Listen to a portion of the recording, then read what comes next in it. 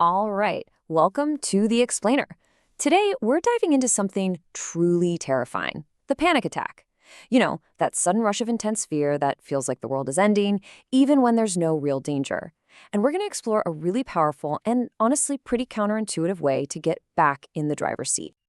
So let's just jump right in with the one question that sends so many people straight to the emergency room. Because when your heart is hammering in your chest and you feel like you can't get enough air, telling the difference between these two things feels just about impossible. But here's the thing. Even though they can feel almost identical in that moment of pure terror, when you actually put the symptoms side by side, they're surprisingly different. The details really matter here. Okay, let's break this down. A panic attack? That's usually a sharp, stabbing kind of pain, often right in the middle of your chest. It hits you like a ton of bricks and peaks in about 10 minutes. A heart attack, on the other hand, is a whole different beast. It's more of a crushing pressure, a squeezing feeling that can spread to your arm or jaw. And it often gets worse over time, especially if you try to move around. In fact, with a panic attack, sometimes moving around can actually make you feel a little better. So here's the bottom line, and this is absolutely crucial.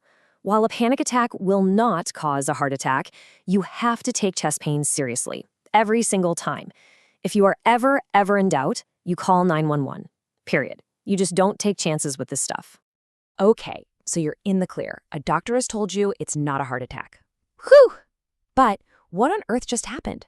How does your brain create an experience that feels so real, so dangerous? Well, it all comes down to this nasty, vicious cycle that just feeds on itself. It almost always starts with something incredibly small. You know, your heart skips a beat, or you feel a little dizzy for a second. But it's step two that changes everything. It's your brain's interpretation of that feeling. You judge that little flutter as dangerous, and that split-second judgment is the trigger that turns a harmless sensation into a full-blown panic attack. And these thoughts, man, they are like pouring gasoline on a tiny spark. Your brain hears, "What if I'm having a heart attack?" and thinks, "Oh my God, this is a real emergency." So it does its job. It hits the big red button, flooding your body with adrenaline. And guess what adrenaline does? It makes your heart beat faster and your breathing get shallower, amplifying the very feelings you were scared of in the first place. And there's your terrifying feedback loop. So your first instinct, of course, is to fight it, to try and force yourself to calm down. Makes sense, right? But what if I told you that's the absolute worst thing you could possibly do? This is where our whole understanding of panic has to take a really sharp turn. We've all heard it. We've probably all said it to someone. Just breathe, relax. But for people who deal with recurring panic, trying to force yourself to calm down can actually pour more fuel on that fire, making the whole thing way worse. And here's the reason why. When you're desperately fighting to stop the feeling, you're sending a powerful message to your brain. You're basically screaming, "See, I told you this was dangerous. This feeling is a threat, and we have to get rid of it." You're confirming the brain's initial mistake, and you're teaching it to be even more scared of those feelings next time. So if fighting it is the wrong move, what's the right one? Well, this leads us to the most important part of this whole explainer. It's a powerful and kind of weird idea that's at the very heart of how we treat panic now. Let that one sink in for a minute. To free ourselves from panic, we need to be willing to have it. It's wild, right? The path to freedom isn't found by resisting or fighting your way out. It's found by a radical kind of acceptance, by being willing to experience the very feelings you're afraid of. This is the huge mental shift you have to make. Your goal is no longer to eliminate the anxiety.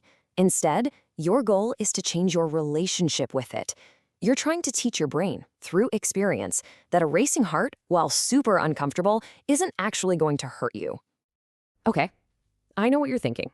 That all sounds great in theory, but how in the world do you actually do that when your body is screaming at you that you're in mortal danger? Let's get into the practical, actionable steps for retraining your brain. So here's your new toolkit. Instead of fighting and running, you're going to practice observing, noticing, and allowing. So first, instead of pushing the sensations away, you actually make space for them. Get curious. What does a fast heartbeat really feel like? Then, you notice that catastrophic story your mind is telling you, and you see it for what it is, just thoughts, not facts. And finally, the most important part, you drop the rope. You just stop the struggle. You give up the tug of war with your own feelings. Now, this is going to sound completely insane at first, but challenging your fear like this takes away all its power. By saying, okay, fear, bring it on, do your worst, you're doing the exact opposite of what panic expects you to do. Remember, the thing that fuels the panic attack is you trying to make it go away. When you invite it in, you short circuit the entire cycle. Think of it like a huge wave in the ocean. If you stand there all rigid and try to fight it, it's going to knock you right over. But if you relax and allow your body to move with it, you can actually ride it out. By doing this, you're showing your brain through direct experience, hey, we can handle this, we survived. And over time, that whole internal alarm system just gets recalibrated. And this really works. It's not just a nice idea. One case study talked about a patient who was terrified of his own anxious feelings. By learning to stop the struggle and just let his feelings be feelings, he was able to reduce his panic attacks by a staggering 95%. 95!